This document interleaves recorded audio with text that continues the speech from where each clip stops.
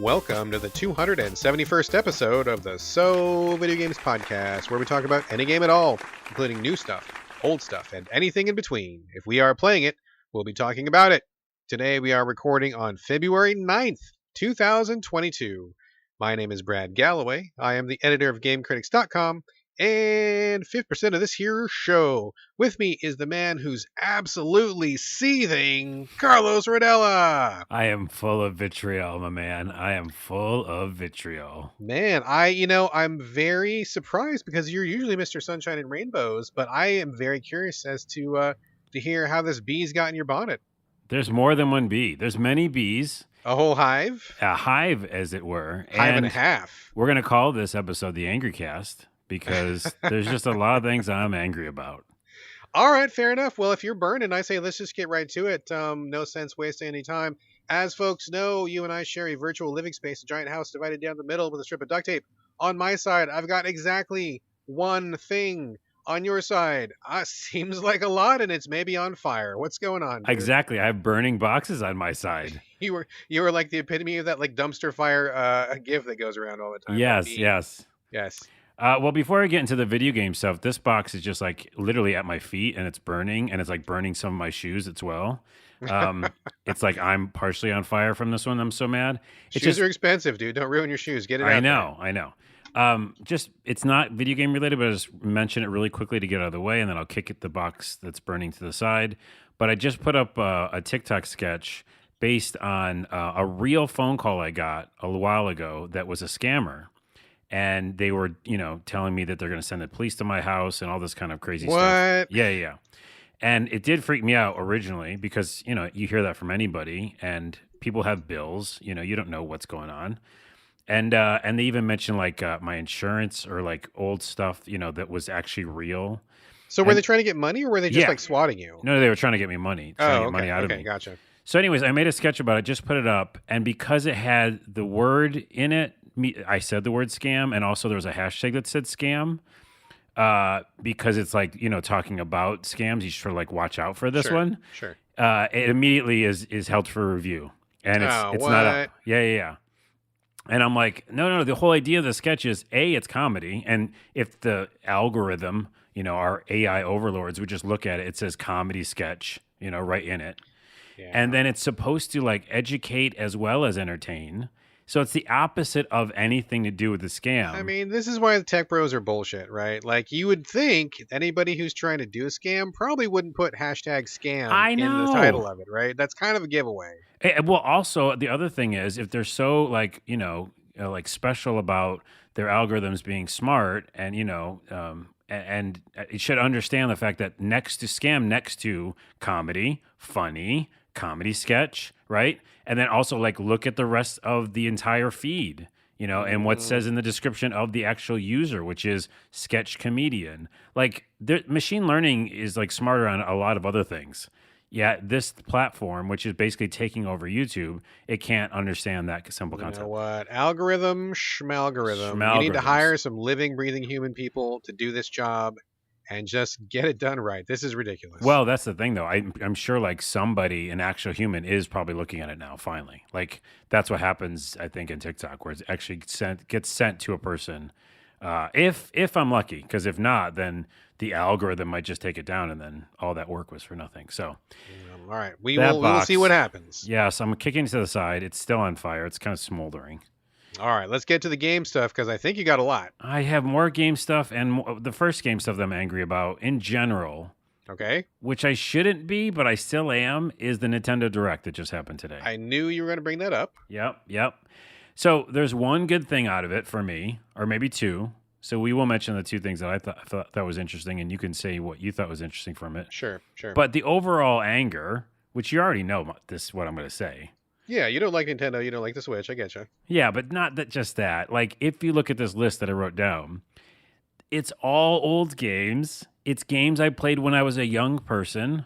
I played Fire Emblem and, Kirby, and I played those games, Mario Soccer. I played all those games when I was a kid, when I was younger. Sure. And if that's their demographic, I get it, I guess.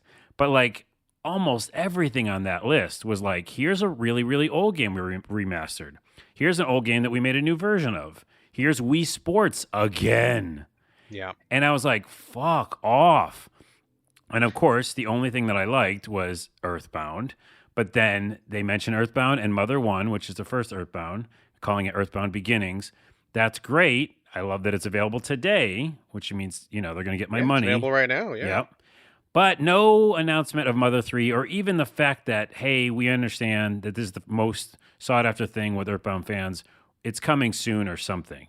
So that's a kind of a slap in the face, too. It's like, here's a little bit of positive thing, but also we're not even going to talk about Mother 3, which is crazy.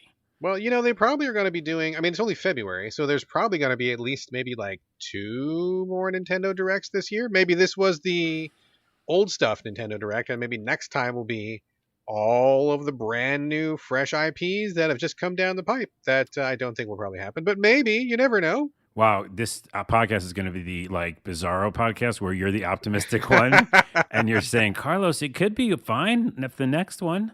You never know. Hope springs eternal, my friend.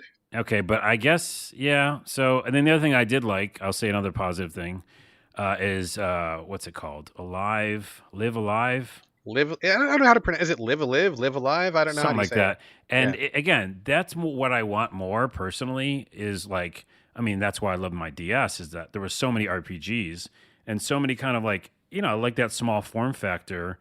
I think that's a fun thing to do is like play a small little, RPG on your DS. Plus, there's just so many good RPGs that never came out here. That again might be older, but we just never even played. So that's kind of a version of that where they're actually kind of adding some graphics to it, and I like that. But other than that, I don't know. What are your thoughts? In general, I saw it like the old school Direct where it's like, here's a bunch of old games we're making new versions of, or here's a bunch of literally old games we just remastered. Star Wars? Come on. I mean, let's go down the list real quick here. I have a handy dandy list. We can just give a real quick thumbs up, thumbs down, don't care, whatever. I mean, so like Fire Emblem Warriors, don't care. Don't care. Don't like the Musou gameplay. I've fallen off of Fire Emblem a long time ago, so don't care. You don't care? Nope. And Advance Wars, don't care either. Advance Wars, I maybe care, but it's been a while since I've played. I mean, it's been a long time since we got an Advance Wars, so I don't know if I care or not. Maybe I care. No Man's Sky on Switch, super don't care. I really don't think that's the right platform for it. Nope. Mario Strikers, I mean, maybe. I'm not on fire for it, but possibly. What about you? No. No, okay. Splatoon 3, don't care. No. Front Mission Remake, I've played some of the Front Mission games. I like robots, but I've actually never really thought any of these Front Mission games were good, so I'm probabed not excited for this. They were okay when they came out. Again, this is an back old in the game. day. Back in the day, yeah. So, okay. Disney, Speedstorm? Hard pass. Don't care. Force Unleashed, don't care. I assume you don't care. No, we played it. We played it before. This is my point.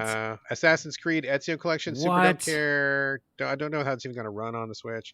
Gundam, don't care. Chrono Cross fucking sucks. Yeah. I think the game is terrible. It wasn't that good. No offense to people who like it, but I didn't think. And also, it doesn't even look better in that trailer. It didn't look better. I don't understand the appeal of that game. I thought it was horrible when it came out.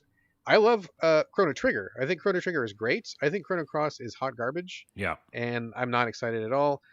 Kirby eating a car. Okay, that's kind of fun. I mean, that's the only thing that was kind of new and interesting, and I knew it would be because we had saw that kind of like open world Kirby game before, and so I was like, oh, that's interesting. Like that's something I would buy on my Switch. Yeah, and I'm always down with Kirby. Kirby and me are pretty tight, so Kirby's good. That's a win. The show, don't care. What else? Kingdom Hearts, don't care. Streaming Klonoa. Kingdom Hearts, by the way, no, that won't even work. I mean, Klonoa is a pretty good 2D platformer. Did you play that back on PlayStation? Yeah, again, I did. I'm sorry. I'm going to be really angry this I mean, episode. that's fine, but I know I played it a long time ago. Yeah, I mean, I did too. I played them both. I think there's 2. But, a ton of people have never played that game. So I think, it's good that's available. So Klonoa is okay. Okay. Portal, I mean... Portal, 2007, motherfucker. I know. Okay. So Live Alive or Live Alive, Live Alive. Yes, that's a positive. Whatever. That's a win. That one looks cool. So I'm down with that one. I was going to call it Wii Sports. It is Wii Sports. Switch Sports, I probably don't care. Taiko no Tatsujin, don't care. By the way, Taiko's already out on my PlayStation. I think or an Xbox. Xbox it's out Game somewhere. Pass is out right now, yeah. Triangle Strategy, I don't think I care about. Cuphead, I don't care about. Metroid Dread, I don't care about. I may check out the Earthbound thing. What was it? The Earthbound prequel, Earthbound So Beginnings, let is me what it's called. explain that real quick for you Yeah, and the yeah. listeners, because I played every single second of that and So you hundreds played of this hours of already. it. I You played this already. everything Earthbound Okay, that's available that's not translated because of fucking Mother 3 isn't translated. got you. And of Okay, course, there was ROMs forever of like, fan sure. translated versions, but I just didn't want to do it. I wanted to do the version that came out. So, Earthbound is basically the Super NES version of Mother 1. So Mother 1's just the almost the exact same game. It's just it was the Nintendo version. So it's slightly different, but it's really, really similar. I might go back and play that one because I forgot if the ending's the same or if like near the middle's the same. But it's basically like they just upgraded it, and like Earthbound is like the best looking version. Right. So I mean, that's what that is. I've never played Earthbound. I've never played Earthbound Beginnings, so I'm interested because I've heard so much about them.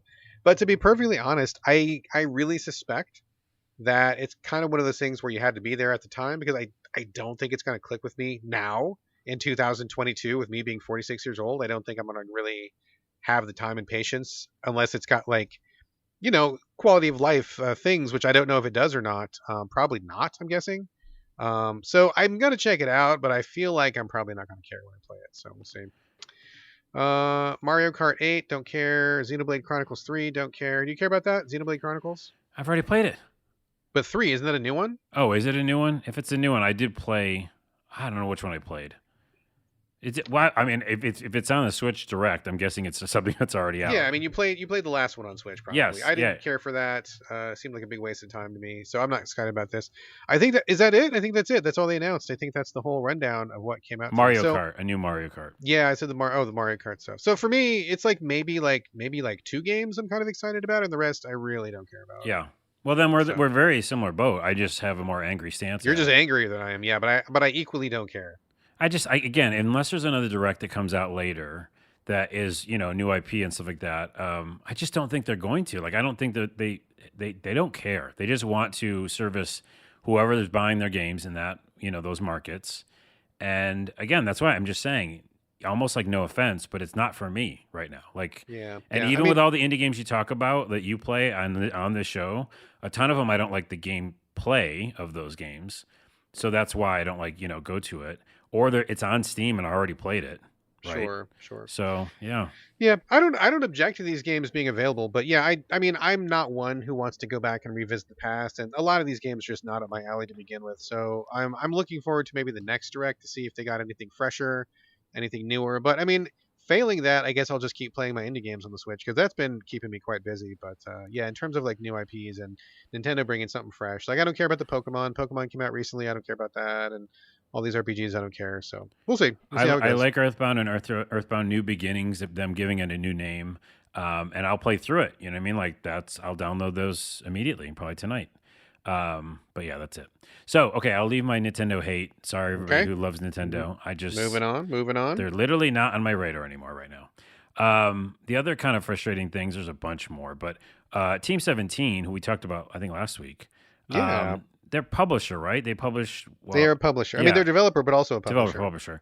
But they develop/publish Worms, I guess. They do. That's their big claim to fame, sure. So then they released a Worms NFT. Yep, they were going to. And then they got backlash, and they were like, "Never mind, we're going to cancel it." Yep. So that's just weird. And then something else NFT happened. What was it? I think I didn't write it down. I mean, there's all sorts of shit going down right now. There's just too much to talk about. People doubling down on it, though, just makes me even more angry.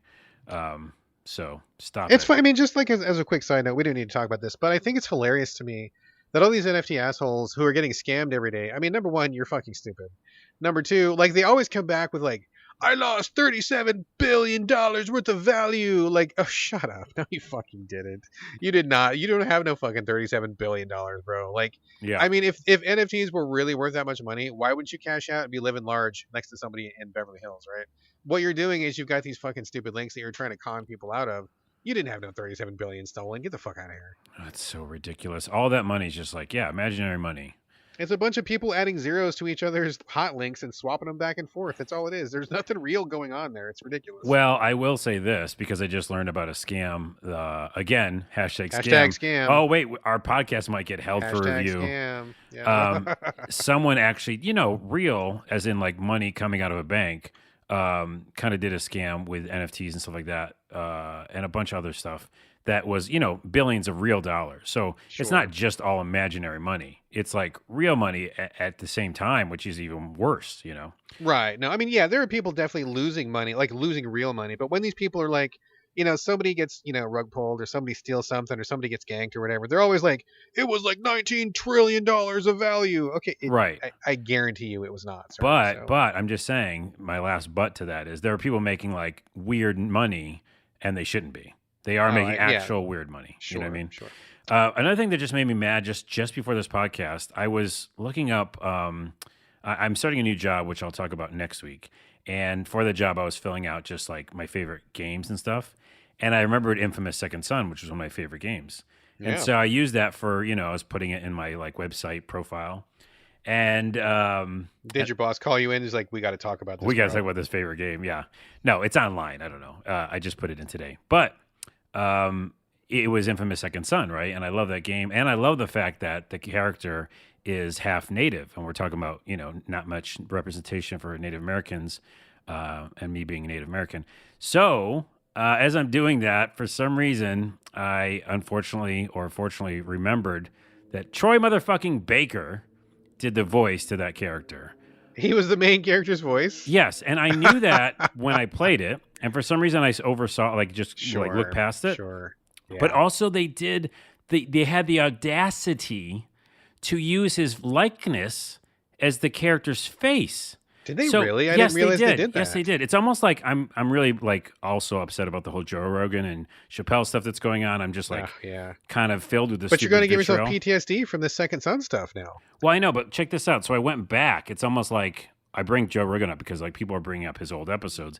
I'm like, I already knew about this, but now I'm angry all over again. Right. And like I'm like livid at this point. Like I'm already mad at him anyhow, general, because he's like the main character in fucking Dying Light, and I have to hear him all the time, and I'm just over the same character, actor, voice, But you're talking about Troy Baker, not Joe Rogan. Yes, not Joe Rogan. He's not in Dying Light too. I do not remember him in Dying Light. Do I need to go back and check that? I don't think so. That would do great SEO for this podcast if we put that Joe Rogan in Dying Light too. Jesus. Anywho, the point is, I'm mad again about it because not only did they not use half native, and by the way, I should check to see if he's half native. I don't think he is.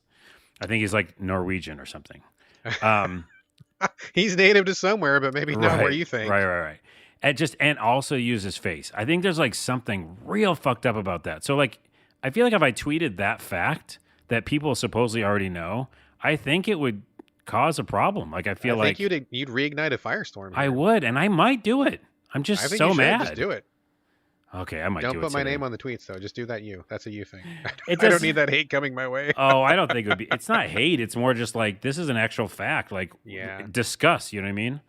Well, it's funny because like I tweeted about the Dave Chappelle. I don't know if you're going to bring it up or not, but the Dave Chappelle thing. Yeah. And within minutes, I had to like bust out the block button. I was blocking fools left and right. Like, whole lot of people coming to his defense who I guarantee you in any other circumstance probably wouldn't defend Dave Chappelle for anything. Yeah, that's the thing is like, I think I did one a little while ago, like a sketch about him. And it just comes down to like, who you are as a person. Do you like how do you, when you look at something, what do you feel about it? And when you present the information to somebody, just in a presenting it way, like it's crazy how people can get so defensive and so angry. It's like, well, what's going on with you then? You know what I mean? Because we're just like the Troy Baker thing. If I put that out there and was like, hey, what about this? And people like came for me, then I'm like, well, you got some, misplaced anger then, because I'm just showing you something that's happening. Sure. But with Dave Chappelle, just the last thing that he's done, which is he just basically said he didn't want low income housing around his neighborhood, which is just fucked up. It's like crazy and weird. It's really fucked up.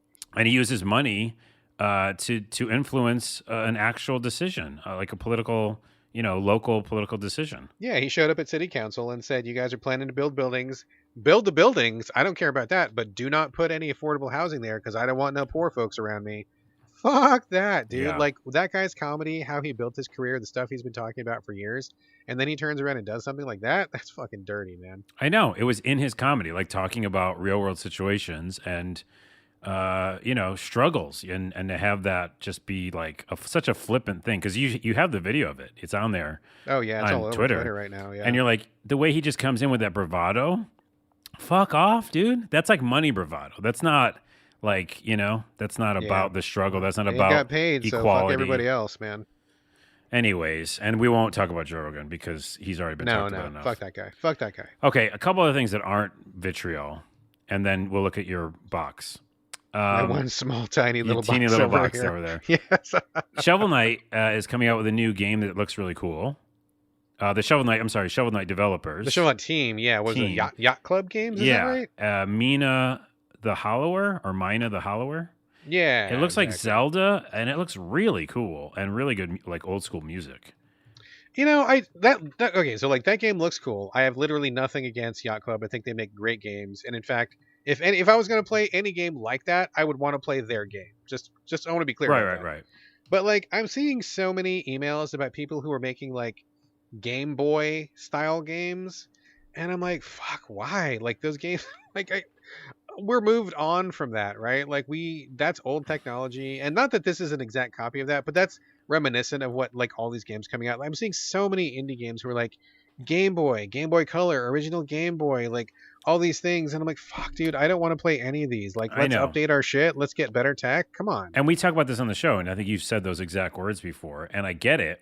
Because I generally am not like first in line to be like, hey, I want to play a Game Boy game. Because again, like the Nintendo Direct, I've played those games when I was growing up. But the difference is, I think, well, one, we know the pedigree of their development team, and then also I like the character could jump. Like all those old school games, you normally couldn't do that kind of thing. What? It's hilarious that we're talking about like, yeah, but you could jump, bro. You could jump, bro. I know it sounds bad when I'm saying it, or it sounds like it's not a big deal, but it's like, if you can mix some modern isms into an old school game, right? Which there wasn't jumping in Zelda, right? Right. Like the old school Zelda, like 1. Right. And I would trust Yacht Club. I would trust them because they proved it with Shovel Knight, right? They proved it. I get their pedigree. I'm on board. All right. Like I don't have any beef with them, but like there's so many others that I get emails about, that I get links to, that people want me to cover at Game Critics, where I'm like, this literally could have just been a Game Boy game. Yeah. Why in the world would you want me to look at this right now? Like, I just don't understand. I just bring it up because it is newsworthy, and I was like, I don't hate this, and I do like them, so I might look at it. Yes. And to be clear, again, I love Yacht Club. I will probably play this, but you know what I'm saying. I know what you're saying. And last one I have is the fact that finally, I know a lot of teasers came out, but the full-on, actually almost too long, trailer came out today for Atomic Heart. And I've been waiting for that game for a very long time. I don't think you care. I am trying to remember. You talk about it. I'm going to look it up real quick. I probably have just forgotten about it. Yeah, go ahead and look up the developer name. Is this a Russian? It's a Russian. It's Russian, Eastern? I believe. And it's basically a first-person game like a Dying Light, like a Cyberpunk. You end up on a place, or like a BioShock, and you end up in a place where they're working on robots, and all the robots basically, instead of being friendly, almost like Fallout as well, they are like attacking you, and there's all this kind of robot chaos. Yes. The trailer shows off more of your abilities, which you have a lot of like kind of cosmic abilities. You have guns, you have melee, and it just looks incredible. It always has to me, and I'm really excited about it. So that's a positive. Cool. I mean, that's good. I don't know a lot about it. I mean, I remembered seeing the trailer. I knew it was from like Eastern Europe somewhere. And I just, didn't really like explore or dig into it, but I'm open to it. It looks kind of neat. The screenshots look great. I'll watch the trailer later. So could be cool. Could be very cool. Eastern Europe might be just my thing now. You know what I mean? Like jam. Techland, Dying Light. We have Cyberpunk as well, obviously. I mean, Poland specifically. Yeah. And Poland is happening. Elix. Yeah. I forgot where they are, but they're over there somewhere. They're over there somewhere. Yeah, for sure. Which, by the way, Elix is next month, bro. Is it really? Next month? Oh Elix my goodness. I get my first paycheck on my new job like at the end of the month, and that's the first thing I'm buying. That's great. I love Elex, and I know you love Elex. We both love Elex. I'm very much looking forward to it as well. So Yeah. All very right. excited for that. All my stuff is done. I put out the fires. What's your box that's not on fire? Just a couple. I thought I had one, but I got like two really teeny ones. First off, I just want to give a quick heads up. I know that probably people listening to this podcast already know, but I just want to say it out loud. You may have seen some old school game critics podcasts popping up in the So Video Games feed, Yes. and we didn't. It was kind of a last minute thing. I didn't plan this ahead of time. I mean, if I had known about it with more advance notice, I would have maybe tweeted about it and let people know before we did it. But basically, what happened was we needed to save some costs and we needed to switch hosting for the old Game Critics podcast. That's like with the original crew from back in the day, like Richard Nike, Chikon Lu, Tim Spaeth, all those Mike Bracken, all those guys. Who are still around, but just they don't really podcast anymore. So what happened was we had to switch hosting kind of in a hurry because we wanted to save some cash. So what we're doing is we're switching hosting to the same feed that has So Video Games because I can do that for free. It doesn't cost me any more money. And I'm just going to get those up as soon as possible. You may see them popping up in your RSS feed. You may see them popping up on Twitter or whatever. All I'm doing is just moving these over so that the links will still work and people can still have those podcasts if they want to. We just recently had a guy, I believe it was from Iran, who said he listened to like the entire run of the Game Critics podcast and it helped him get through the civil war that was going on over there. So that was really like inspirational to us. And we want to just have those shows still available in case anybody else wants to listen. So if you don't give a shit about the Game Critics podcast because it's before your time, totally fine. Just ignore them, delete them from your feed, whatever. I'm just going to get them up as quickly as I can and then they'll never be up again. I just want these links to work on the website. Yeah. If you want to listen to them, go ahead. I mean, it's old stuff, but maybe you like old podcasts. Maybe you like the old crew. Maybe you were a Richard fan. Maybe you're a Tim fan. Who knows, right? I mean, I'm on those too. So whatever. But please excuse the annoyance. Please excuse the extra pop-ups in your feed. I'm going to get through it like as quickly as I humanly can. And then once that's up, all the links are back alive again. Then we're good to go, and we'll never have to talk about it anymore. Right, and you said there's like a limited amount of them, right? How many were? Yeah, I want to say there's through? probably like 100 tops, and I'm getting through. I'm getting through a couple a day, so I'll probably speed that up in the next coming week. I've got much more free time. I'll get some on the weekend, so it's going to be like 2 weeks of getting extra weird stuff in your feed. Just delete it, or just move on. Well, they can't delete it. That's yeah. No, but if you have a podcast app, I don't know what everybody's other apps look like, but like on my podcast app, when a new podcast comes out, it kind of like shows it in the feed. And if you don't want it, you can just delete it out of the feed. So you can only choose the shows that you want to listen to. I mean, maybe other people have different apps or whatever, but yeah. If you can delete it, delete it. If you don't want to hear those, just skip ahead to the next show. And we're going to keep doing weekly. Nothing's going to change for So Video Games at all. It's just strictly a cost savings technical thing that, again, I didn't expect to have to do. It was kind of a last minute thing. So please excuse the mess. We're going to get it done ASAP, and then we're going to move on with our lives and just get back to So Video Games. All right. It's extra boxes. It's like actually boxes. Like, because it is like a little square logo. It's like extra boxes in our house. True. Yeah. But yeah, like in Spotify and things like that, they'll always be there, so you can't really kind of delete them. But just look for the box that says So Video Games if you're looking for they've got one. the different art. You can very easily identify which one is ours and which one is the old Game Critics stuff. They look different, so Yeah. Just a temporary thing. We got to just roll with it. So thank you all for your patience. Really appreciate it. All right. Just one other quick little thing I forgot to say. The wife and I finished up The Last Man on Earth. I think I talked about it already, but wow, what an incredible show that was. Holy cow. We loved it so hard. And in fact, I feel like it even ended really well. I know that it just stopped, but I feel like they got to a place in that show where I was very happy with where they ended up.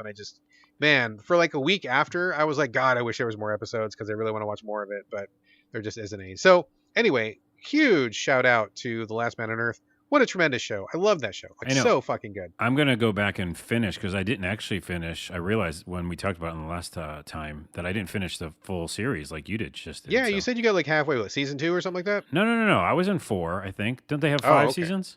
I want to say it's either 4 or 5. I don't remember which. Okay, I was either in the last season or really close to it, but then something just dropped off for me. But like because you just love it so much, I'll go back and I'll finish it off. So good. But like that's not really what I wanted to say. So we finished that. We needed to move on to something else. We went to Peacemaker, which was great, but now we're caught up. And fuck everybody who goes to the weekly releases. For one bright moment, I really enjoyed having just like marathonable shows, like bingeable shows. let's get back to that. Like, I hate everybody who does like weekly releases. Fuck that. So like, we're waiting to get caught up with Peacemaker again on Thursdays, and in the meantime, we're like, we got to watch something else because we have nothing else to watch. And we're watching All of Us Are Dead on Netflix. Have you seen this? Oh, okay. I don't think I'm gonna want to watch it. I think it's more of your jam than I am, but I know of it. Yeah, yeah. So it's definitely a Korean show, and the wife and I are definitely into like Korean shows, like so many of you out there. We're kind of discovering how great Korean TV and movies are right now, which is amazing. And this is kind of a straightforward zombie themed show where I'm not going to get into the specifics of it, but basically a lot of it takes place at a Korean high school and surrounding areas, and it's about the group of survivors, the zombies. I mean, if you're a zombie fan, this hits a lot of familiar notes, so it's not going to like revolutionize the zombie genre, but it's really well done. I think the characters are good. I mean, we're kind of like on the edge of our seats when we're watching each episode. And yeah, it's a zombie show like you expect it to be, but it's a really well done one. So if you want one of those, I mean, so far we're about maybe halfway through, and it's been quite good. I really recommend it. It's good. Good stuff if you want a zombie show. By the way, isn't Parasite Korean? Parasite is Korean, yes. Yeah. So I mean, I like some movies. I'm not saying like, and I love a lot of Korean stuff and Korean culture. Just like right now, like the kind of series of, I don't know, if it's just a darker series. Also, I'm playing Dying Light 2, and I'm constantly with zombies. Yeah, you got your zombie box checked. So right I think now. that's maybe come back checked. to it Yeah, later. Yeah, you're fine. But by the way, I am watching Raised by Wolves. If even we talked about that in the show before, right? Yep, it's on my list. Haven't Yeah. got to it yet, but it's on the list. Season 2, they're doing the same thing as Peacemaker, where they put out episodes at a time. Ah, fuck that. But you can binge watch the whole first season. And in my opinion, because I've already started the second season's a kind of a different game. It's the same characters, etc. But like you could like watch the whole first season and never watch it again because I feel like it's a really good bookend season. Really? Okay. Yeah. Okay. So you'll be in a free treat for that. You can binge it. And also starting tonight, I'm gonna get back to Disenchantment because it just came out the new season. Oh, is there a new season of Disenchantment? Oh, fuck, I love Disenchantment. I love it. Yeah, the whole season. Yeah, whole season. The whole season. 4, I believe. 4, whatever it is. Oh my god, me and my son went through the whole thing. We love Disenchantment. I know. I So think good. I brought it up maybe first, but I don't know. Maybe not. But I think you probably did, but man, yeah. we jumped on that train and we really love it. Yes, it's very good. So I'm very excited about that. That's there. And again, we could talk about shows all episode, but we're not going to because we have to get to video games now. Here we go. You are up first, my friend. We're going to be talking about Dreamscaper, which is a game that I actually brought to the show a couple months ago. You sure did. Played it on the Switch, and now it's on what? PlayStation? Xbox Game Pass. Xbox. Oh, Game Pass. Okay, love Game Pass. Yeah. Tell us about Dreamscaper. Well, yeah, we've already talked about it in the show. You did. Refresh my memory. I think you liked it okay, right? I liked it okay. I think it had some technical issues on the Switch. It didn't run super great, and I feel like as I was playing it, it felt like it was meant for a bigger screen. I had some readability yeah. issues, and I felt like I bet this really plays out a lot better on a big screen TV, and I kind of just put it down. Yeah, it does. I mean, it's beautiful. It's an indie game as well. Maybe look up the developer. I didn't look it up. I'm sorry. Oh, look it up. Really beautiful, like looking. It's a Diablo-esque type game, but it's a roguelike, which I should hate, and I do have some issues with. But basically, it's that idea of, rinse, repeat, go through levels. They're all randomly generated. Come back to hub world, upgrade your character, go back, and try to beat a boss. Right? That's the game. Exactly. Afterburner Studios. Okay. And it might be their first game, I think. It is their first game, yes. So, indie studio, whatever, you play as a woman who basically, it does a very short intro, which she's having a nightmare and she kind of wakes up from it. You learn that she moved to a different town. Now she's in a different town and she can do very few things in her town that she lives in, which is you control the character, you can walk around, you can go to different locations on a map to do basically different upgradable moments. Like one's a bar, but the bar is actually about upgrading your character in some way. You can go to a different area and you can kind of write down things in your notebook, but that's just like crafting essentially and working on different skills for yourself. So the map is pretty much just like a series of hub worlds, right? Exactly. Yeah, and then you go to sleep, and that's the only other thing you can do, which, by the way, I thought was kind of funny. Your character's like, I could either write in my notebook or go back to bed. Like, I guess I'll go back to bed again. I'm like, man, her life is just sleeping. She gets a lot of rest. She is well rested. But not really, because all of her dreams are nightmares because she's fighting monsters. And you go into the dream world, and then again, it's procedurally generated little boxes, Zelda-esque, right? Little boxes where you go from one screen to the next screen. And in each screen, you're fighting monsters, and you're also getting upgrades, and you're, getting resources. and there's going to be a boss at the end. And then, of Yep. course, there's like little shops. Anything like a roguelike you would normally see. Yeah, very, very standard stuff. It's Yeah. very standard. The one thing that is not standard, which I don't, you tell me because you're Mr. Roguelike. I would love to see this in more of them, but you can always look at the map at any time, and you can go to any room you've been to. It's not super standard, but a lot of games do that. Especially the more modern ones realize that walking through old rooms is stupid and pointless. It's so stupid, especially you're seeing it more often. Yeah. okay, because some of the old rooms, like in other games I've played, had monsters in them. So you're like, you could die on your way back, you know? Oh, yeah. This one is great. Well, yeah, you can just warp to wherever you want, you know, where you've been already. You know, you have bombs, you have a lot of different abilities, you have ranged attack, you have melee. I like the melee. You know, me and dodging, I love the dodge. It's a good dodge, at least in my opinion. And the boss was hard. I didn't beat the boss yet. I've only played it like, 5 runs or something.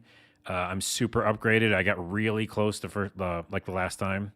So, like, he had like a sliver of life left, and of course, it like hits you and you're dead.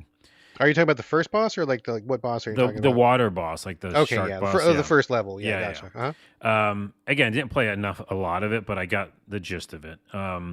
So yeah, I like a lot of parts of it. I like the combat. I think I'll be able to beat the boss the next run. So it'll be interesting to see how they ramp it up. If they put a lot of walls in my way, you know, where I have to keep doing a run for 15 times or something. So that's when I usually nope out of those games. By the way, I don't like the fact that she doesn't have a face. Yeah, the art style to me kind of put me off a little bit. I feel like you said, that she doesn't have a face, and a lot of the art is kind of just weirdly non-specific, and I mean, to me, it doesn't work very well. Maybe they were going for a motif. It kind of feels like they were saving on the difficulty of doing the art. That part didn't work for me so well. I wish there was a little bit more detail in the art. Yeah, I think it was a design choice because, again, it wouldn't take much to do a face on that character because they already did like model the clothes and everything.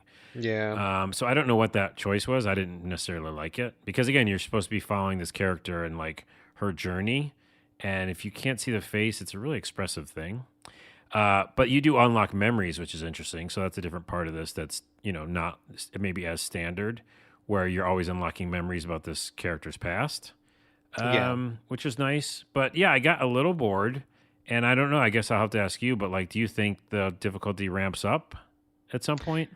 I mean, it's been a while since I played it, and I played it on the Switch. So, I mean, I feel like the difficulty got up, but it wasn't difficulty like so crazy. It kind of just felt like, okay, I just need to grind a little bit more, Right. and then I'll be fine to get through this. So, I would be interested in coming back to it. Like I said, I did want to see it on a bigger screen. Now that it's on Game Pass, I'll definitely check it out.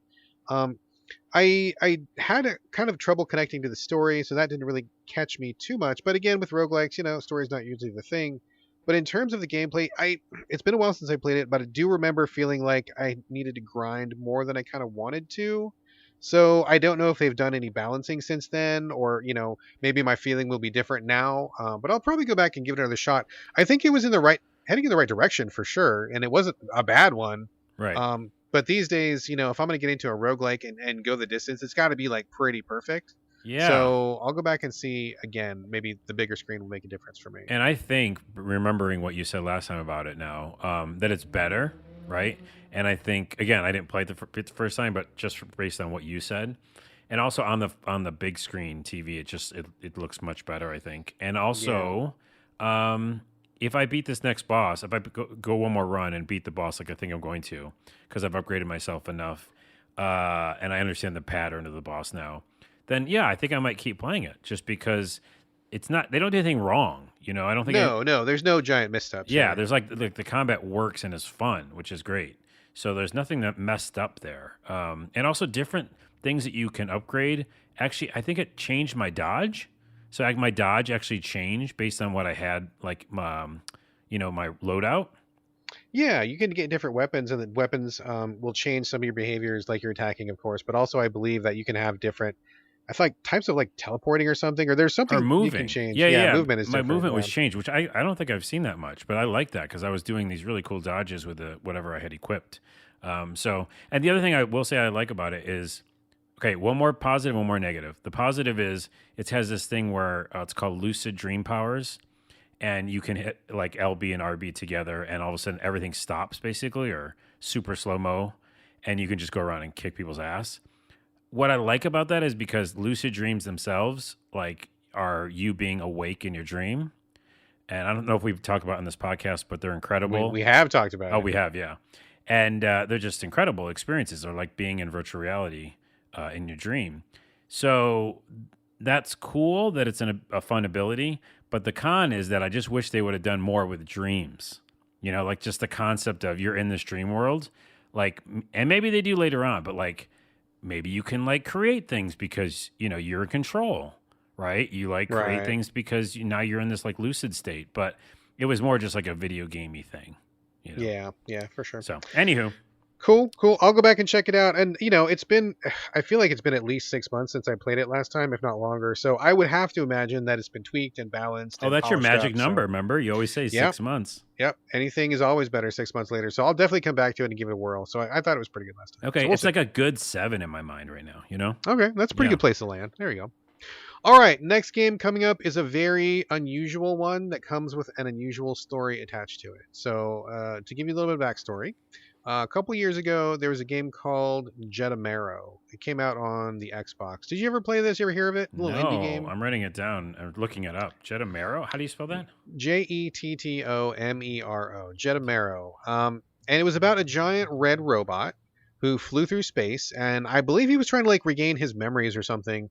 And he would land on these planets, and he was so big that it seemed like he was just like walking around the planet with his footsteps. You know, like in Mario Galaxy or something. Mario would land on the planet, and the planet would be circling to like walk around the surface of it. You know, so that was like the basic premise. I'm not going to get into it here. My full review is up at Game Critics, and I believe that AJ Small also reviewed it as well.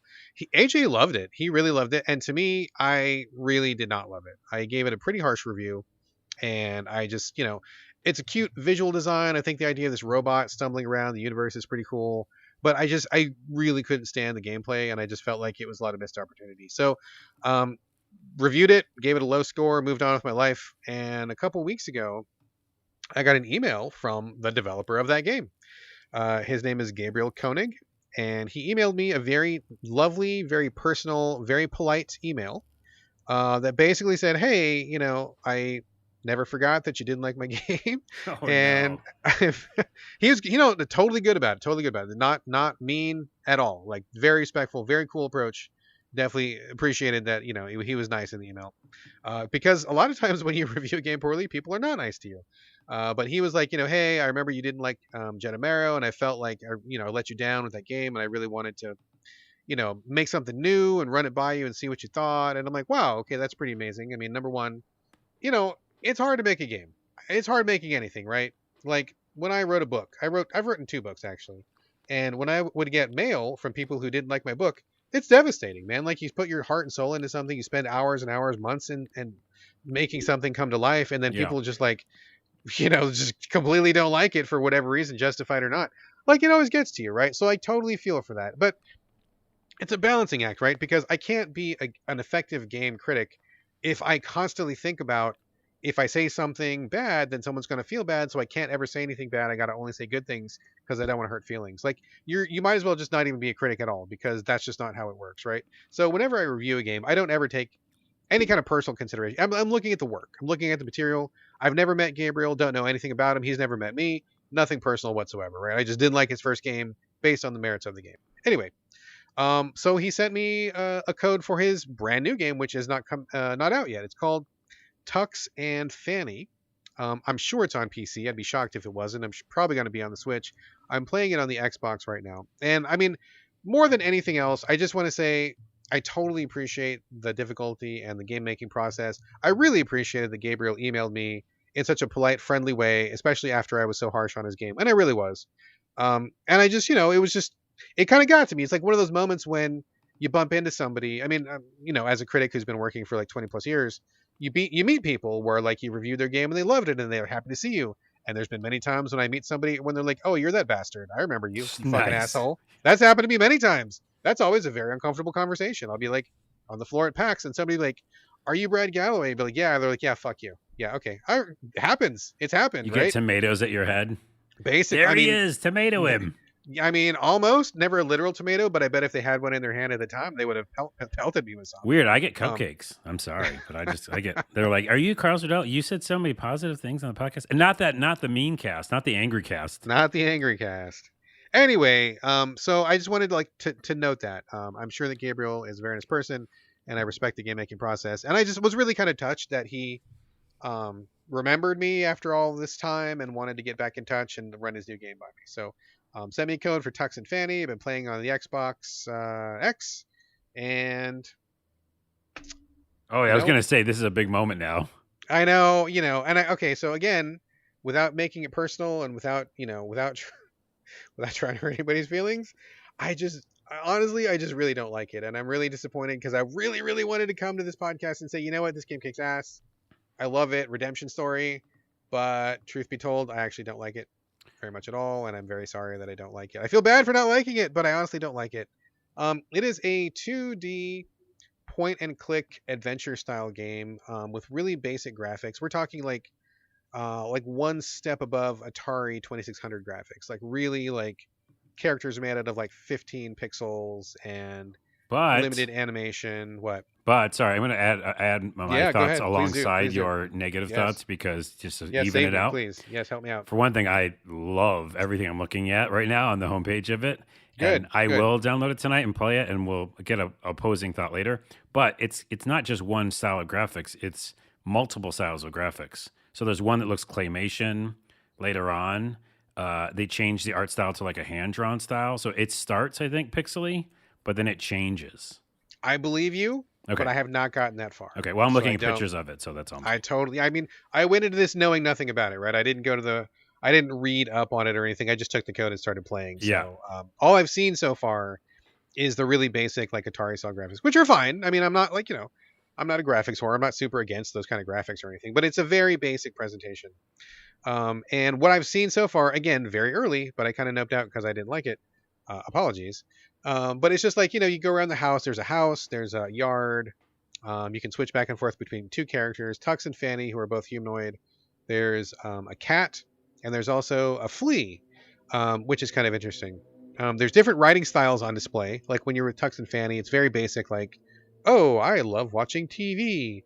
And then when you switch to the flea, it's like, oh, we're starving out here in the wasteland, and I've got to get to my lord. And like the tonal switch is pretty interesting and quizzical. But like the basic gameplay of what I've seen so far is basically walk around the house, collect a bunch of items, figure out what item goes with what, and just kind of like progress in very basic adventure style. So I suspected this might have been like a frog fraction situation. But I just kind of got stuck in it, and I was honestly just like not interested enough to keep going with it because the gameplay, I'm not a big adventure gamer to begin with, and the writing, the stuff that I encountered just wasn't really like funny. It wasn't really engaging me on the level that I suspect maybe like Gabriel was hoping I would be engaged at. So I mean, if you're telling me that the art style switches up and there's all sorts of other stuff, I definitely felt like there's got to be more to it than this, right? Yeah. And I knew that Frog Fractions starts out as one thing, turns into something completely different, takes you on this wild journey. Pretty cool. But I just didn't get through the opening section because it felt like really boring and tedious, and I was kind of like wanted to just get on with it, right? Get to the good part. So I didn't get to the good part. Maybe there is more good part to get to. Sounds like there probably is, but full disclosure, I think I played maybe like an hour and a half, and I'm like, I'm good. Okay, So, well, I am going to play the crap out of it. I think it's more my Please game do. than yours. I think you're right. It's like a lot of mini games, but it's really about like the I think the game changing. Remember the game that I never played yet, but the one where you start like as a Game Boy game and you end up as a PlayStation 1 game. Yeah, there's been a couple of those. Yeah, I know what you're talking about. Anodyne or something like that. It seems like that kind of situation because as I'm looking at screenshots, the art kind of morphs and changes to even 3D in a couple places. Cool. Okay. And also, I think if you're just in the mood for like a mini game kind of hunt-a-thon, but with humor, that's what it feels like. Not like a hardcore like adventure game per se. Right. Yes, exactly. And again, you have to like align with the humor because if you don't find it funny, you just don't find it funny. Comedy's subjective. But I think it might be up my alley for comes to comedy side. So I would love it if you played this because honestly, I feel like I just wasn't clicking with this game, and I didn't want to force it because that never goes anywhere good, right? But I had this sneaking suspicion there was more to it. Maybe you will find the writing more humorous than I did. Maybe you'll just get through this opening section and get to the the different parts or the change ups later. I would love to hear about it. I Yep. would love for you to give it a more fair shake than I did. I just, apologies, Gabriel. It just wasn't clicking with me, and I gave it more time than I usually give a game, but I just wasn't meant to be. Hey, don't apologize, because guess what? This is what the beauty of the podcast is. Even games that we don't like, we bring them up and we like talk about them, True. And so for one thing, me personally, I'm thanking you because I get to play it tonight. And there's a demo. There's a free demo on Switch right now. Oh, good. Excellent. So that's the everybody best way to listening, do it. yes, check it out. Nothing to lose by doing this demo.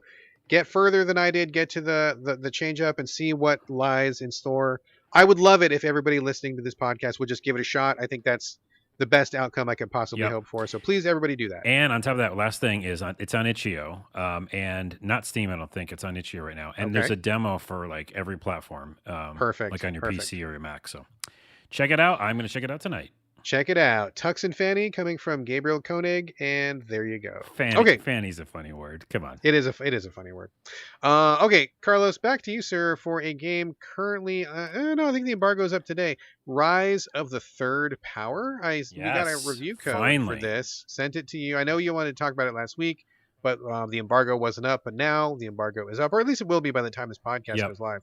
So I don't literally know anything about this game other than it's some kind of an RPG. So why don't you fill us in? What is Rise of the Third Power all about? Very interesting and unique. Also a little bit comedy. Well, not a little bit, kind of a lot of it. So yeah, I've been playing this for a little while, off and on, and want to talk about it. We finally can. It is old school turn-based RPG, right? So that's the basic thing. SNES graphics, whatever you want to call those. Old school. But the cutscenes are like anime style drawings, right? Anime avatar heads, whatever. Yep. Something that you won't like, I know for a fact. So you're just gonna. I did look at the trailer and I was out. You're out immediately. So as soon as I saw the anime style, I was like, that's not for Brad or anybody who agrees with you on that. But I dig it, and also one of the things is, why I'm still playing it is because there's a couple things it does differently. And one of them is humor.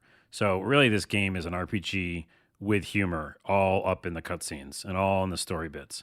So, it's hard. I'm hard pressed to play another turn-based not strategy, but turn-based RPG with old school graphics, like we mentioned, unless it's got something unique to offer. Right. So right. The first thing is the comedy. And to me, I find it very funny. And I'll tell you some ideas of like some situations in a minute. But the other thing that's unique is it's loosely based on the political climate of Europe in the 1930s. Oh, of course. I mean, what else would it be? Right. Because it's an RPG and it's funny. So it's a really weird mix to be like a comedy RPG, but then also that. So it does actually like switch back and forth between like some serious moments and then like comedy. So I've not really played an RPG like that. So yeah, there was this great war, and there was like a faction that kind of was doing an uprising, and you're basically start the game as two little bandits who are a guy and a girl, and you're like going into a huge castle with like this royal family is at, and we don't need to go into like the political left and right about it, but there's stuff that's going on, position or strategy of power and all that stuff. But you just start as like a guy who's drinking too much. And he's got his booze with him, and the girl, and she's like a rogue, and you're going in to capture a princess. And I always love a game where you start in as not just like the good guy, Okay. It's like you don't know if you're good or not because you're capturing a princess. That seems like bad, but they're really funny and they're charming, and they say they're doing it for a good reason, probably due to the war or something.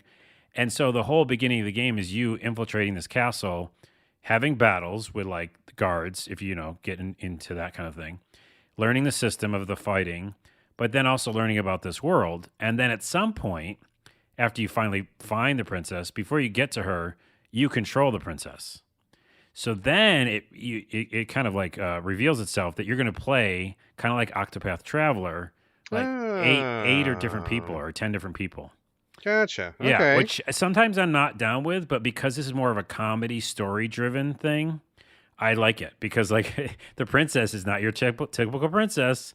I think of my buddy Robbie's game that Dragon Audit, Yes, which we we talked remember about, Dragon Audit. Yes, where we did. like there's a lot of non-traditional things that happen in that game. The princess like doesn't want to be a princess, and she's like, "Why are you making me get up? I'm angry," and so I like that, and so it's just really fun because then you get to meet probably more characters that you control and upgrade and stuff like that have a kind of funny flair to them, and you aren't your typical thing. The other thing that's interesting is the combat system. They do a bunch of unique things. There's obviously like regular attacks and stuff and, skills, but they do interesting things like combos. So the first combo is the guy can pick up the rogue lady and like throw her. Okay. And then she like jumps and does like a crazy move. So I'm like that. I haven't seen a lot of combo moves in, those kind of games as much. And they're funny. And then also like the girl rogue character didn't like frogs, and there's a lot of frogs in the beginning of the game. So any frog that hits her like does double damage, just because she really doesn't like them.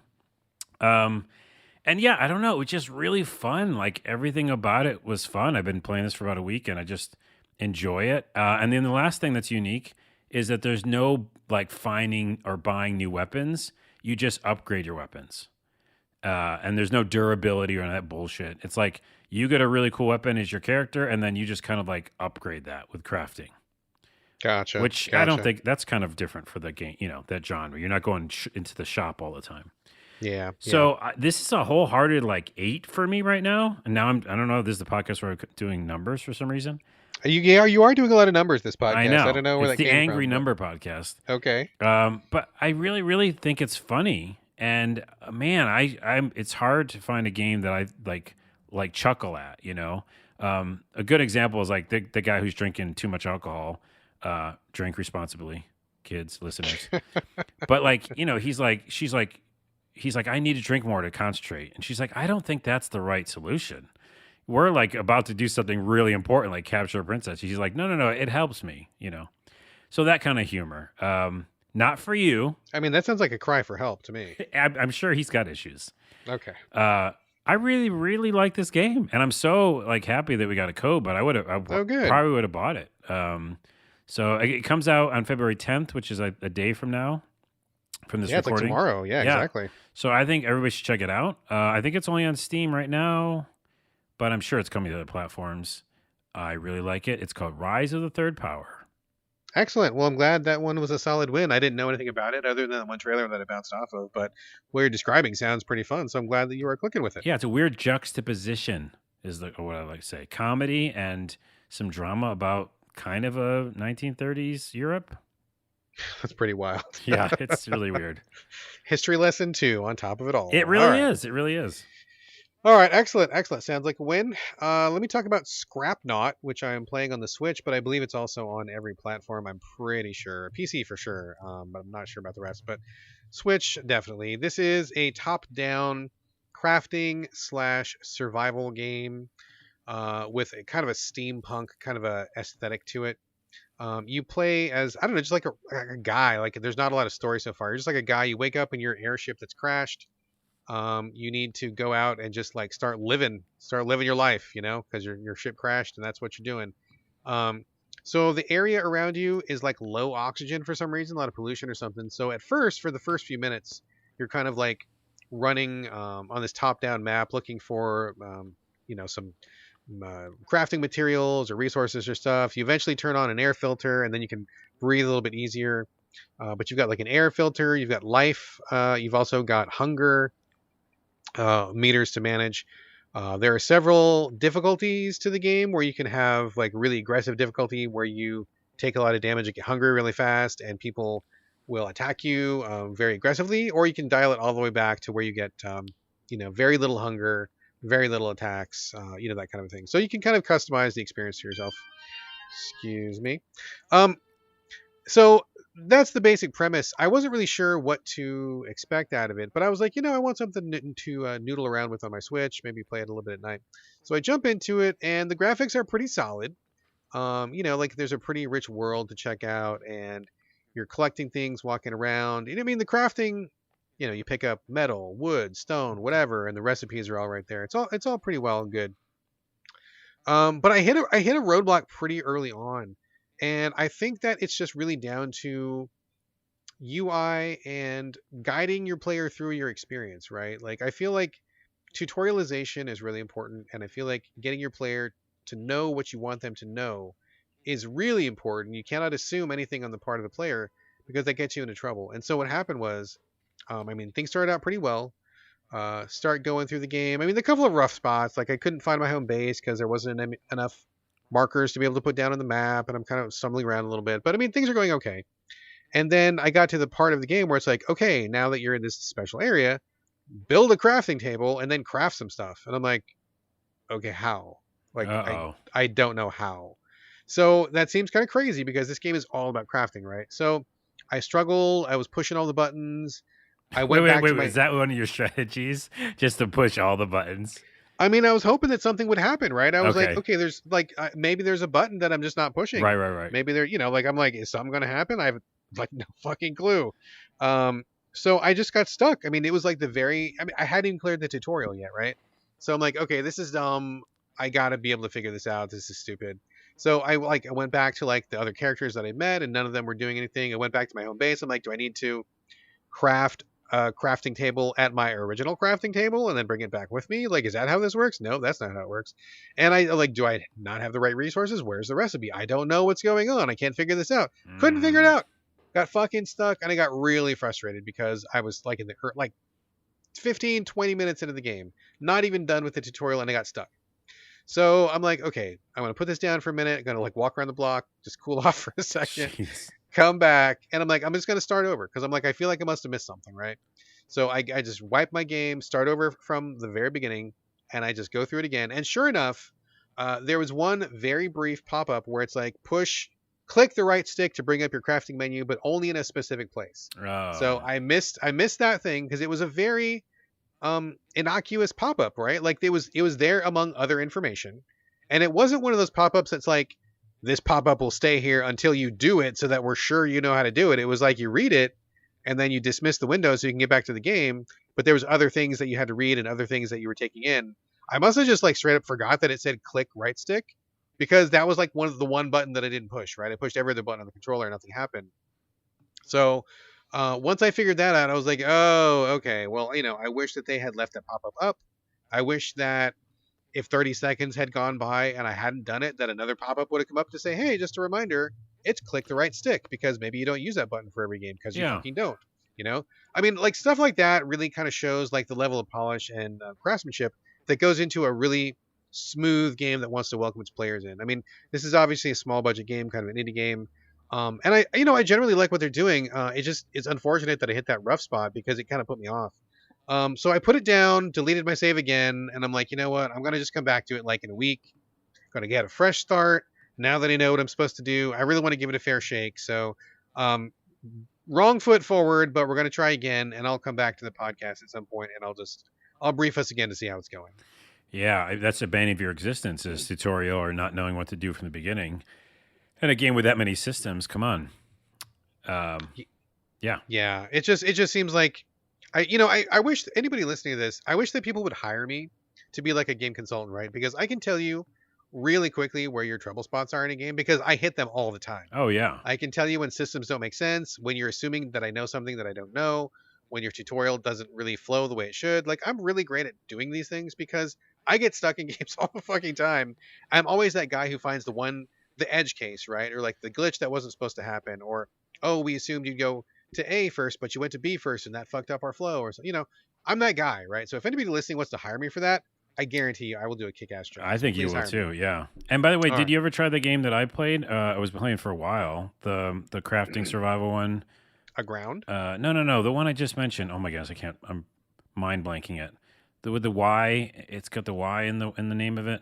I do not know what you're talking Where about. you can break everything. Remember, you can break everything. Oh, dismantle. Dismantle with a Y. No, I Yeah. bought it. I bought it, and I want to wrap up a couple things first. I'm still in the middle of Nobody Saves the World, and I'm still in the middle of Warhammer Battlegrounds, or not Warhammer? Is that right? Battle Sector. Excuse me, Battle Sector.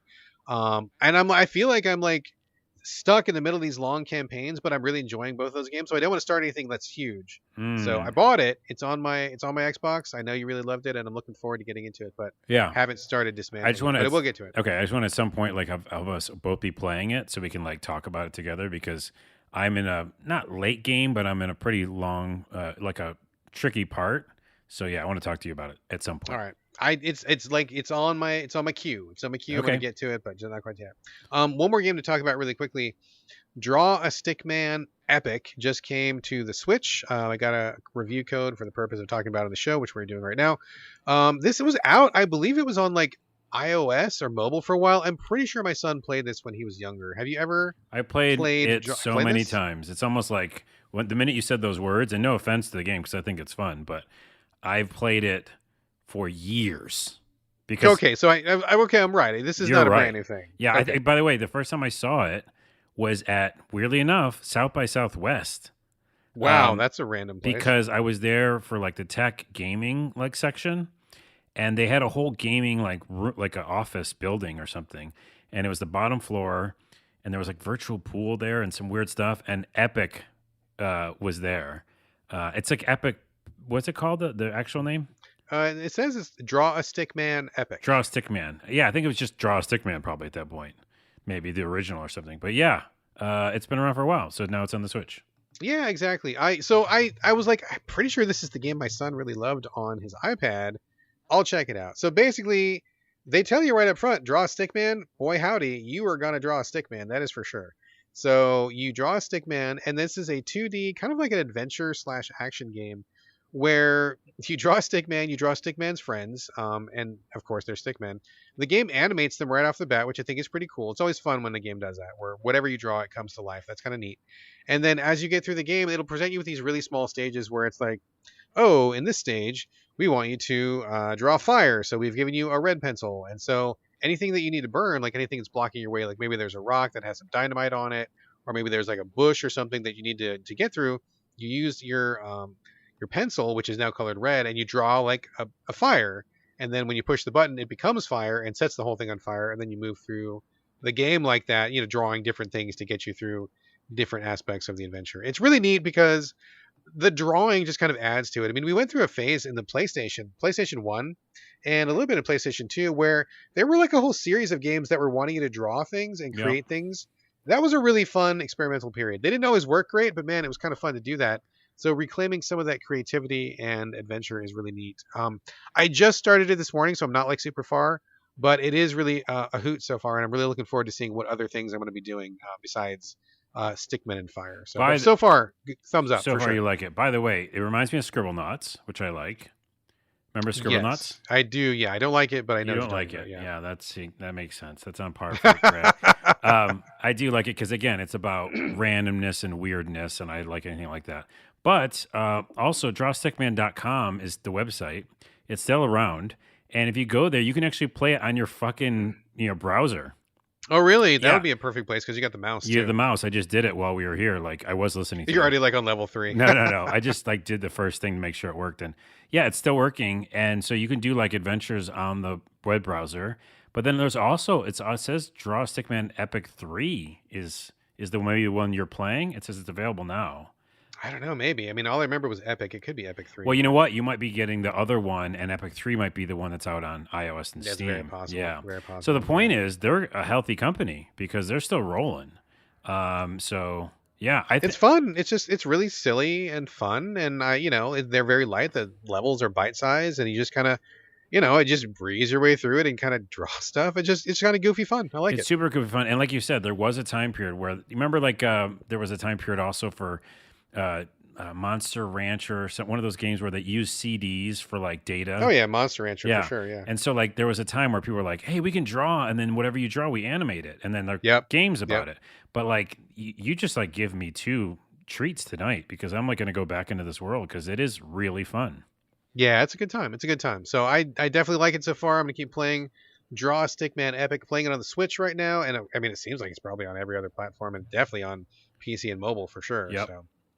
All right, Draw Stickman Epic. Moving on. Oh, so let's go back to Dying Light, Carlos. Dying Light 2. We Yes. talked about it a little bit, but at that time last week, you had only been playing it for like a day or so. I assume you're probably way deeper in it now. I mean, I don't know if you finished it or not, but I'm guessing you probably have put in hella time on the campaign. Yeah. I am very interested to hear your continuing thoughts on Dying Light 2, Stay Human. What is it now that you've had like a week to put into it? Well, I am probably like 3 missions away from the ending Okay, so because you're I've close to been like finishing. in this world. Yeah. The overall, because I'm doing numbers tonight, it's like a 9, right? So like I really, really, really like the game. It's got glaring issues. It's got some serious issues that I don't like, and we'll talk about that probably a start because my vitriol has been gone. I started this episode with a rant. I need to bring back the angry. So here's an You angry drained thing. it, dude. You're drained. You're like back to your happy place. No, I'm not in a happy place because watch. Here's an angry thing. Okay. So as you know, I said overall I like the game. I think I love the game now. I think last episode I said I like it. I must love it because I've just been nonstop playing it. Anytime I'm playing another game, I stop it, and I'm like, I could be playing Dying Light 2. What's wrong with me? That's a sign of a good game. It is, and also because even though the story's kind of all over the place, which is a little bit of a con, it's still a story-based open world game, and that's Carlos's jam. So, anytime I get in a game like that, I want to know what the story end is, right? Like I need to know at some point. So I'm in that phase. I'll tell you a little bit more about the game in a second. But the main problem I have is, one of the big things with Dying Light is it has verticality. Yes. Which is fun and bad. So the fun part is like, wow, I've never played a game where I'm so far up in a building and doing all these parkour moves, and it's really fun when I pull it off.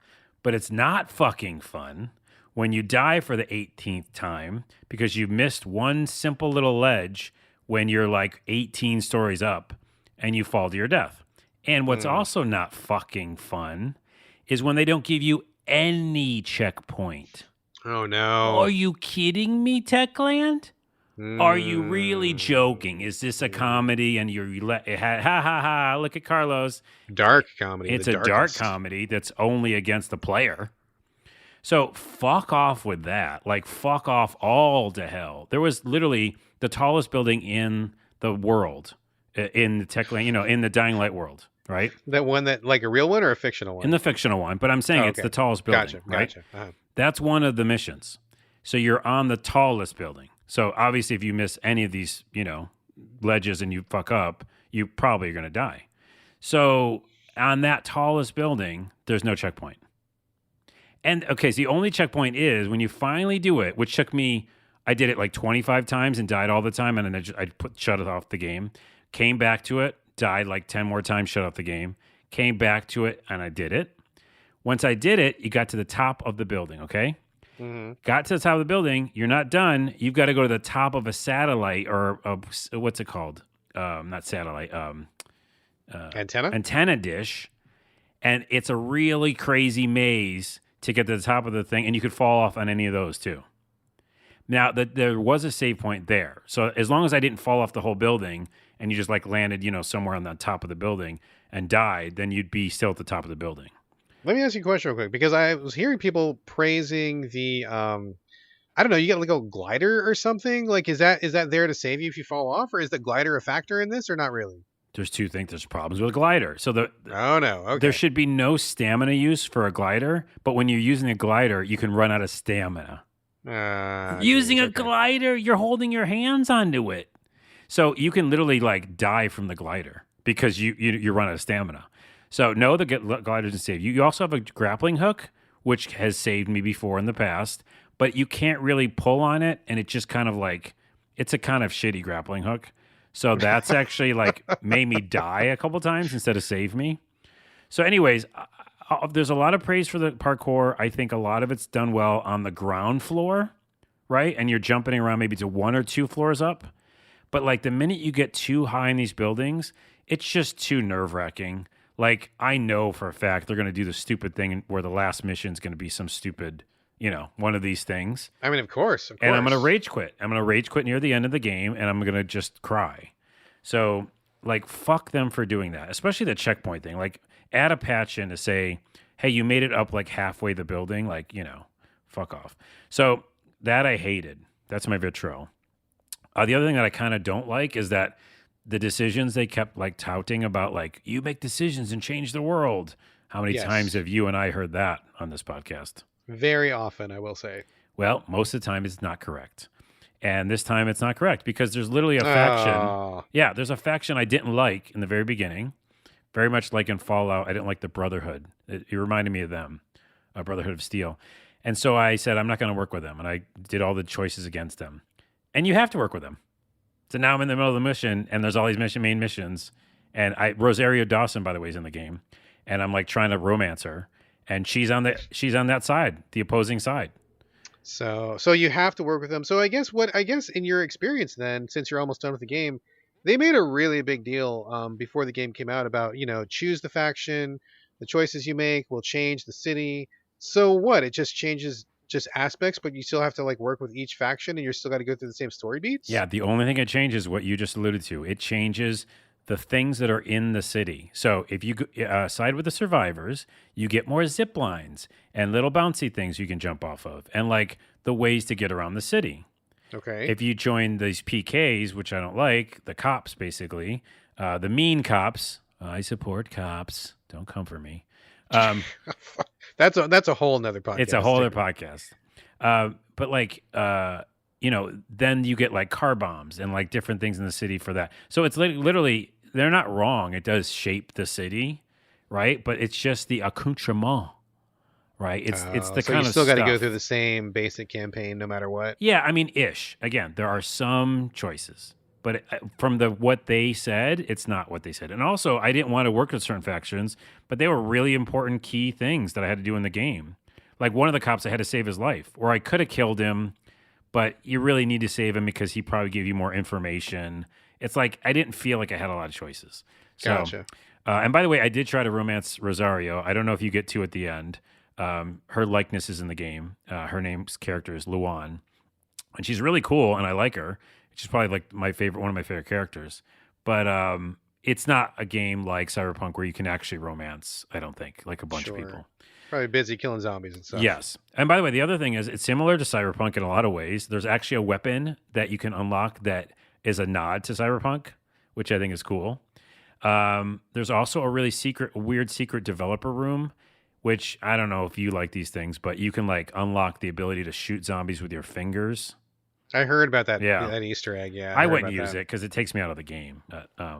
Right. And then this is something we brought up last episode. In that developer room, which is so hard to get to, and I'm not going to try it because it's going to just make me rage quit. But if you get to that developer room, you unlock a token that repairs your weapons. Oh, for real? Yeah, and we talked about it last episode, but you can't repair your weapons really unless you modify them. And so it's like weird that it hit it in a developer room. I mean, somebody on the development team must really not like fixing their weapons then, or whatever, or must not like the weapon breaking. So it's weird. Anyways, I will say that I have not had too much problem with that weapon breaking because you do find weapons everywhere. So that kudos to them for that. Like I find better weapons, or I've bought in better weapons, so it's okay. And yeah, in general, all that aside, it's super fun to play. Unless I'm at the top of a tall building, that I'm not happy. I like the fighting. The melee is really fun. You unlock so many more moves. I'm like doing head stomps and I'm jumping off people. You can like literally jump off a zombie. You know what I mean? Like that's one of the moves you unlock. You can grapple. It's really fucking fun. This is a very, very good game. I'm not in love with the story and I'm frustrated with the verticality. But I think that's a good summary. Like, yeah, right?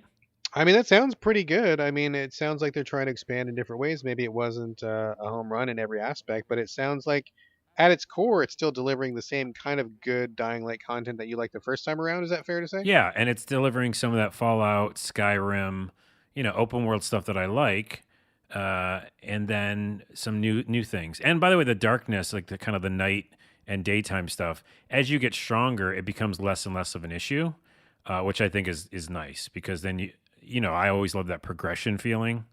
Right. And I feel like now I'm like pretty strong and I don't feel as scared about that stuff. So I'm so excited to finish it. I just hope they don't give me a tall building at the end. I'm going to like literally scream through the computer and they'll hear me. One final question before you do that. So you can do the campaign co-op, is that right? Yeah, but it's been iffy. It's been off and on working, I guess, for some Yeah, people. yeah. You know me, I would never do that, but Right. I mean, I'm just thinking my wife and I had a great time with the first one, and we're probably going to get into Elden Ring before we start this, so I'll give them some time to patch it up. But I wasn't sure if that was already confirmed. Like, but you can definitely, like, you once it's can. working. Yeah, and it's Okay. actually working more and more. So like by the time you guys get to it, I think it'll be a really fun time for people who like co-op because, the kind of hitting knocking zombies with baseball bats and Yeah, then getting doing each that other's back and together. saving each other Yeah. and stuff. That's fun shit. That's fun It's shit. one of the best zombie games. Like we always said that about Dying Light. Oh yeah, loved it, dude. So I Absolutely. think so. So, And by the way, there's also a nod to Dead Island in this. oh good. And it felt like Dead Island because there's like more RPG mechanics to this, So I really, really fucking love it. I'm gonna play it as soon as we're done with the show, and I'll probably finish it by the next episode. All right, there we go. Dying Light 2, couple bumps in the road, but it sounds like it's heading in the right direction for sure. Yep. All right, just one final thing, couple quick words on Transformers Battlegrounds. This is on Game Pass. It's been around for a while, but I just never popped for it. I'm glad I didn't because now I'm getting it for, quote unquote free on Game Pass. I needed something to kind of just like spend a few minutes with. I didn't want to jump into my other games. Basically, this is a top-down turn-based strategy, kind of like an XCOM sort of a thing, using the Transformers characters that people will probably be very familiar with. I don't know exactly which version of Transformers this is. I am a big Transformers fan, but I kind of fell off of it a couple years ago, and I haven't gotten back into it yet. But I recognize a lot of these folks, but I don't know like which specific series it's from. I mean, it looks like it's very animated, so probably one of the more recent cartoons. But you start off and it's like it's just like XCOM, but instead of XCOM guys, you've got Bumblebee and you've got Grimlock and you've got a couple of the people that you're kind of going through. So it's very simple and straightforward. I mean, it's not gonna like light the genre on fire, but I think it's well done in the sense that it has familiar Transformers characters that people probably have feelings for, and then it's very straightforward turn-based combat where they're all kind of doing their signature moves. Like Bumblebee can like sting somebody and stun them. Grimlock's got like a flamethrower that he does. Windblade can of course use wind and stuff like that. So I think if you want some kind of fan servicey kind of stuff, I mean, I think this definitely checks the box. Multiple difficulty levels. So if you just care about the Transformers and that's all you care about, go for it. If you really want a tactical challenge, you can up it and do that as well.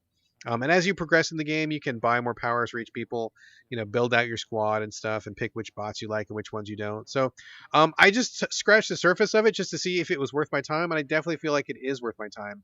Not only as a Transformers fan, which I am, but also as somebody who likes turn-based strategy and tactics. If you want that kind of a like an XCOM sort of experience, but you want something on the lighter side, on the quicker side, maybe you don't want to just dive into like kitting out 27 different guys with every little aspect of their armor and weapons. Like if you want to just, you just want to move some guys around on a battlefield for a while. You want to like watch Transformers go back and forth between vehicle and robot modes and fight in a city where they're larger than everything else. They're like standing above houses and standing above businesses and stuff. It's kind of fun. Got a little Godzilla-esque kind of feel to it. It's very simple, straightforward, very colorful. I think this is a good strategy game for people maybe who don't know strategy games. If you've never played XCOM, if you're not familiar with the genre, I think this is a good starting point. Very easy, very good tutorials, clear tutorials, step-by-step instructions. And when you get into it, like it's all just very understandable. The UI is great. I mean, everything about it is very, very well considered and well polished. So I like it a lot. I think it's very good. I'm going to keep playing it. And I don't think you have to be a Transformers fan to appreciate it, although it probably helps. But if you want a tactics game that's really low bar for entry, I think this is the one. And it's on Game Pass, so you can try it for free. And it's colorful. It seems like, like starter tactics game. Exactly, like your basic starter tactics game. And if you like Transformers, then bonus for sure. Nice. Yeah, it's fun. It's a good time. Wow, we ended the podcast on a positive note. On a positive note. And like you just alluded to, that is a show. That's another one in the can. Thank you all so much for listening. As always, we'd love to get your questions and comments. Hit us up, sovideogamespodcast@gmail.com. We're on Twitter @sovideogames. You can also reach us individually.